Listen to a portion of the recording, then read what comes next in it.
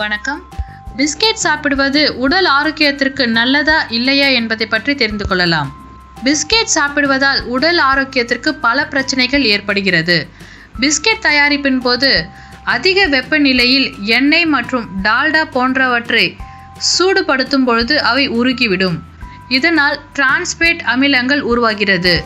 இந்த அமிலங்கள் உடலில் அதிகம் சேர்ந்தால் கொழுப்பின் அளவு அதிகமாகி இதய நோய்கள் உருவாகும் அபாயம் ஏற்படுகிறது. பிஸ்கெட் கெட்டு போகாமல் இருப்பதற்காகவும் சுவைக்காகவும் உப்பை அதிகமாக சேர்க்கிறார்கள். உயர் இரத்த அழுத்தம் இருப்பவர்கள் பிஸ்கெட்டை சாப்பிடுவதால் தேவையற்ற விளைவுகள் ஏற்படுகிறது. இதைவிட சுவை, நிறம், பதப்படுத்தல் போன்ற காரணங்களுக்காக பயன்படுத்துகிற சில வேதிப்பொருட்கள் உடல் ஆரோக்கியத்தை முழுமையாக பாதிப்படைய செய்கிறது. பிஸ்கெட் மிருதுவாக இருக்க குளூட்டன் சேர்க்கப்படுகிறது. பிஸ்கெட்டின் வடிவத்துக்காக சர்க்கரை, சுக்ரோஸ் மற்றும் குளுக்கோஸ் போன்றவை சேர்க்கப்படுகிறது.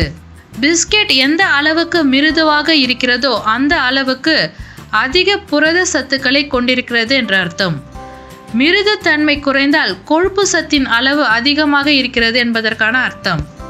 சுக்ரோஸ் அதிகமுள்ள சர்க்கரை பிஸ்கெட்டில் அதிகம் கலக்கப்படுகிறது.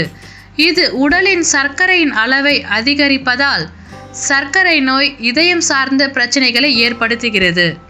சோடியம் பைகார்பனேட் எனப்படும் உப்பு பிஸ்கெட்டில் அதிக அளவு இருப்பதால் உயர் இரத்த அழுத்தம், சிறுநீரக கற்கள், இதய பாதிப்புகள் போன்றவை ஏற்படுகிறது.